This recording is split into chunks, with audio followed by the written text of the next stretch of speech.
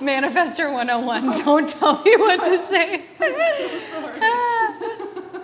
That was the awkward moment where I tried to tell my friend Tara to introduce herself in a particular way for this video interview, and she tried to oblige me, and literally she started choking on her words, and it did not go well. And then we both laughed because we realized that just going against your design, it literally doesn't work because it's a mechanic. Welcome to today's video. I'm Karen McMullen, the Human Design channel. And it's one thing to hear your type in human design and your strategy and your authority. It's one thing to hear those things, and it's a whole other thing to really experiment with it over the course of years, and in the process to evolve into a whole other kind of being because of those simple instructions. So today's video is really a peek into the becoming of a manifestor, a friend of mine, Tara, who I introduced to Human Design 4 years ago. We met and I knew immediately she was such a cool person and I really wanted to be her friend, and we became friends, and I've always felt so blessed to have her as a friend, as a manifestor. I really cherish the manifestors who choose to be in my life. You might recognize her because she was in the Empowered Manifestor playlist. She starred in it, everybody loved her. And if you haven't seen the Empowered Manifestor playlist, I'll put the link there. It is an amazing resource for manifestors. Now, 4 years later, she's really had more experience, and in today's video, she's going to share some absolutely gold gems for you as a manifestor. So if you know a manifestor, love a manifestor, or are a manifestor, I highly recommend you watch this, especially all the way till the end, because the last thing she shares is the gold. I'm so excited about this video. So let's get into it and hear from Tara. I'm Tara Cassone, also known as the Dance Doctor. I'm originally from the United States, but I moved to Mexico 14 years ago, and I'm a single mom and a business owner. Oh, and I am a manifestor. One of the biggest lessons overall is that I can't allow the fear of rejection to stop me from accomplishing my goals. Even though it's uncomfortable initially, I'm gonna get a lot further if I can release that fear and just go for it. And ultimately, well, I become so proud of myself for releasing the fear that if there is rejection involved, ultimately it doesn't matter, because I know that I'm just proud of myself either way. And so that's something that I've really had to let go of, and it has improved my quality of life for sure. There is a video about overcoming rejection, because this is a mechanic of being a manifestor. As the initiator, you really do have to put yourself out there and initiate. So I will link the video on this in the corner. I think it's there. I think the other thing is just being super conscious that I do have to communicate every single thing that I'm going to do and that I'm thinking to the people that are close to me, because probably on a daily basis, I have an instance where my sister, who I live with, is like, why didn't you just tell me that you were doing that? And in my head, I was like, she doesn't need to know that, but I really do have to make a conscious effort every single day, even if something seems insignificant to me, to make sure that it's communicated to everyone around me. A few years ago, I would be okay with just, if something didn't work out in any type of relationship, I'd be okay just going, well, it's done. But I've been able to foster much more functional and lasting relationships by making sure that I'm constantly informing and communicating with the people that I love. And yeah, it's made it a lot easier. Can I talk about how I started? Okay. So Karen had told me in February of 2020 that I should start a YouTube channel, and I didn't think much about it after that until a month later, when all of my students left me and stayed in their homes, and I needed a way to make a living and I needed something to do with myself. And so I did start my YouTube channel, which was extremely uncomfortable for me initially, again, because of the fear of rejection. And I've had to deal with that as I've gone on, because I have videos that are on my channel that have close to 1 million views. And actually, interestingly enough, my most popular video that I have on my channel, that everybody that I come into contact with, my students that I get from around the world, the people that come with me on my retreats, they all find me through that video. But the interesting thing is, I'm teaching things in that video that are incorrect. And so I have to be at peace with the fact that I made something that isn't perfect. And there are people that comment on the video and say that's wrong. And I can kind of take it with a grain of salt and say, you know, like, I made this thing that I thought maybe 100 people will see, and 1 million people have seen it. And it's not perfect, but it has given me a way to connect with so many different people. And I've learned since then, and I've corrected my mistakes, and I continue to learn. And so it is a huge lesson that, like, you have to just put one foot in front of the other and take the steps to get where you want to go. And even if it's not perfect, and even if it's not linear, you're the master of your destiny, you know? Like, you have to make it happen. You have to do the things that you need to do in order to get to your goals, because nobody else is going to do it for you. You're not going to attract it. You have to make it happen. And again, just to not allow the fear of rejection to stop you, because like I said, I was very uncomfortable putting out content without being able to know who was seeing it and control their reaction to it, and be able to say, oh, well, it was a miscommunication, or I didn't know that at that time. I just have to be okay with it being out there. And in doing that, I've created a lot of success for myself. I now run retreats twice a year. I have students all over the world. I have students in Africa, in Europe, in Canada, in the United States.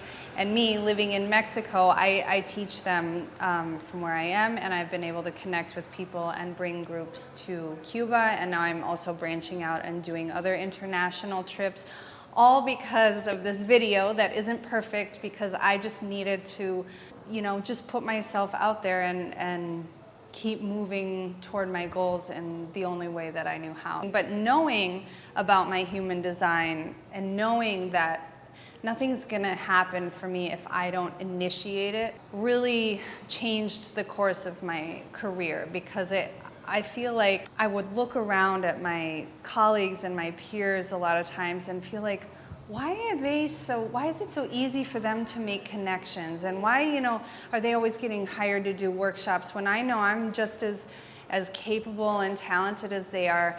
And then knowing that, you know, like, well, I have this thing and I might be more difficult to approach, or I might be repelling people, and that I really need to initiate things. It has made it much more clear for me what I do want and what I don't want. Instead of waiting for people to come and ask me to do a workshop, I might say, you know, actually, I don't want to do a workshop there. Or I might decide, you know, I want to give a workshop at this school. I'm going to message them and see, because I know they're not going to come to me. So it's just been, you know, knowing this, and I've did my initial session with Karen in 2019, and so it's been a process for me to really, like, stand in being a manifestor and really understand how to be an empowered manifestor, because I do feel that when I met her, I was just on the edge of kind of like being disempowered and empowered, but I knew that something needed to shift. So it's been just incredible for my career. I knew that Tara had had so much success with her YouTube, but I didn't know that she's had videos with almost 1 million views, and especially a video with a mistake in it. I just love this lesson so much that she is sharing, and I really feel this shows her evolution, because Tara is a perfectionist. That's why she's been so successful. And she does have an undefined ego center. And I'm sharing this with her permission. You know, the undefined ego center, if you're not familiar with it, I'm about to publish a video about it next week. It is that not self voice that speaks in your head that says, you're not good enough, you shouldn't be doing this, who are you to pretend like you're so great? That's always trying to make you be better than what you are. It really is an inbuilt mechanism that 65% of people have that keeps them struggling with a lack of self-worth. So I think that Tara is an incredible example for all of us with the undefined ego of what it looks like to pursue your truth despite any kind of undermining inner voices. If you do struggle with self-worth or want to strengthen your confidence, I created a workshop called the Worth Workshop, where I show you exactly where to look in your human design to access more sense of self-value. I'll put the link there. It's free, and it's a video you can use to uncover elements in your design that will help you feel self-worth. It's funny because something that stuck with me from the Manifestor series was all the manifestors saying being a manifestor doesn't mean you get to be an asshole. And I think when I initially learned that I was a manifestor, I think I did use that as an excuse for my behavior sometimes, instead of, you know, owning my behavior and saying, you know, I'm in charge of this. I'd say, well, that's because I'm a manifestor, so just deal with it, you know. But I think also in the last few years, especially since my sister had a baby a little over a year ago, I've really learned how to, I have individual circuitry, but I've really learned how to use my gifts as a manifestor to improve the lives of the people around me. And I think that's something that has made me feel so full and useful and loving, because I know that for me, a lot of people that are close to me generally tell me that I'm a bit cold, and it's not my intention, but I do think that's just kind of part of my aura, is that I'm not, you know, I don't have the aura that's surrounding them and making them feel welcome, but I do feel like using my gifts of initiation and communication, just being able to get things done, has really helped me feel like a loving person, when in the past I've felt like, you know, like, what's wrong with me that I can't fully connect with my family or my friends or the people that I love. And so it's really been great, and it does make me feel like I have purpose and that I am fully realizing my potential as a manifestor. Oh my goodness, this was such a tearjerker moment. We both cried.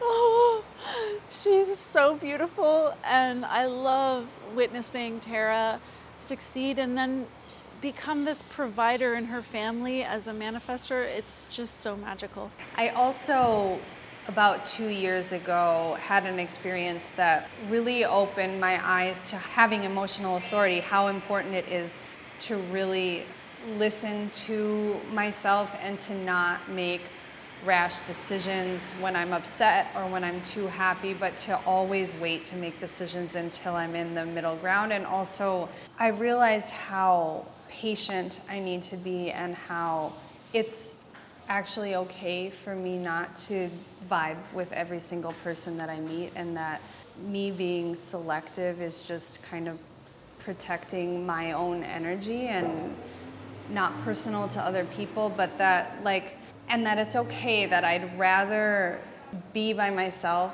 than be with the wrong person, because it's just energetically so important for me to find people that understand me and will work with me, that aren't going to be too clingy, and like that I can say, hey, I need my space, and they're going to back off, and they're not going to be offended by that.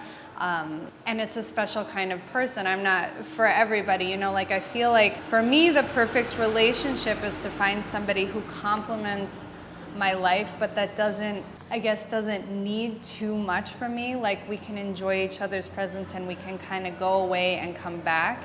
And, you know, understanding how I am and really honoring my emotional authority has helped me be okay with the fact that that's going to be a select few people, and when I find them, that's fantastic, and if I don't, that's okay too. Okay, now the moment we've been waiting for. This simple advice just blew my mind, and I think it's so valuable. I'd love to know what you think, if you think this is as awesome as I think it is. I, for the first probably 25 years of my life, held on to so much anger about so many things and so many people, and not being left alone and feeling smothered and all of these things. And so I had so much anger, and the way my anger comes out is in these like huge bursts, and then it like will calm down. And I actually had an experience where I was practicing with my dance partner at the time, and a student of mine came in at the end of our practice session, and my partner had said something disrespectful to me, and I lost it on him. And my long-standing student and I have a joke, because he said, "Well, that must have been a 10." And I said, "No, that was a 4." And he said, "Well, I can't even handle a 4." And so we have this ongoing joke. But what I realized, that was a few years ago, is as a manifestor, realize who the people are that bring that rage out in you, and choose not to surround yourself with those people. And that has been like narrowing down my circle of the people that I choose to be around has greatly improved my life. I don't have angry outbursts anymore. I don't feel angry.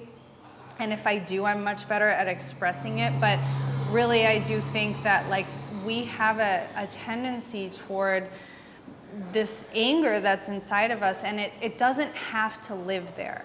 And you put yourself into circumstances and be around people that don't bring it out of you, where you feel at peace, where you feel comfortable, and don't feel shame in that. And also, you know, like if you're hungry, eat. And if you're tired, sleep. And if you want to go dancing, go dancing. Don't, you know, like do it respectfully and communicate with people, but you're going to feel angry and resentful if you aren't living into your design and you're not doing the things you want to do. So find a way to work with the people around you and make your needs known. And you know, I was telling Karen also, like, I make my needs known, and I always have. But something that's really improved my life in the last year or so is also, after I make my needs known, I ask the person I'm telling, and what do you need from me? Because I find also that I'm much more willing to provide when it's on my terms. You know, like, so I think that's very important. This is what I need. What do you need from me? So that I can work what they need from me into my life in a way that doesn't make me feel constricted. This video is golden. Thank you so much. You're welcome.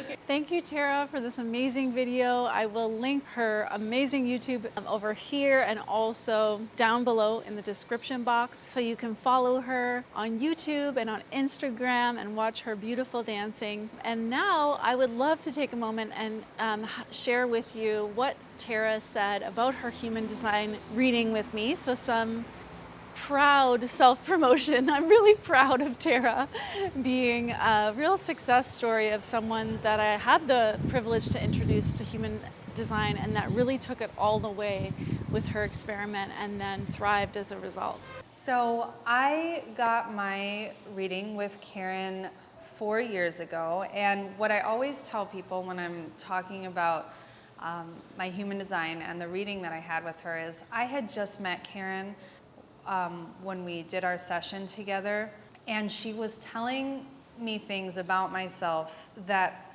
only I know. And I couldn't believe how accurate it was, and just like it felt like she knew the depths of my soul.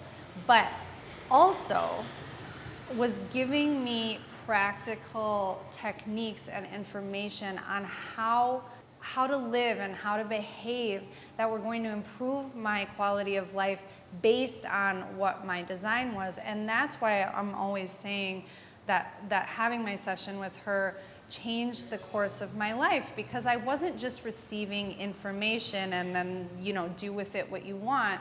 It was really about, like, because you have this is the most effective way for you to communicate, or because you have this is how you should make your life decisions, or because of this, your career should go in this direction, and like all of these, and like love, and all of the different areas of our life that we might have doubts about and you know, be unsure.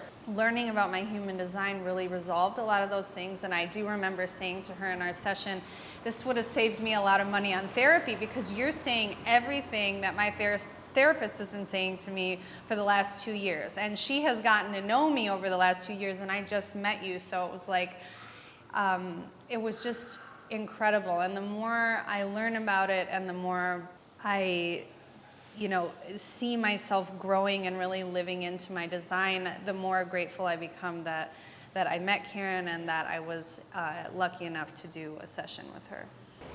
That feels super good. Thank you, Tara. And again, I'll link the Worth workshop here, as well as next week's video, once it's ready, about the undefined ego. And so I definitely recommend you check that out, and don't let it stop you from doing your thing. And thanks so much for watching. It's been such a pleasure to share this with you. Bye.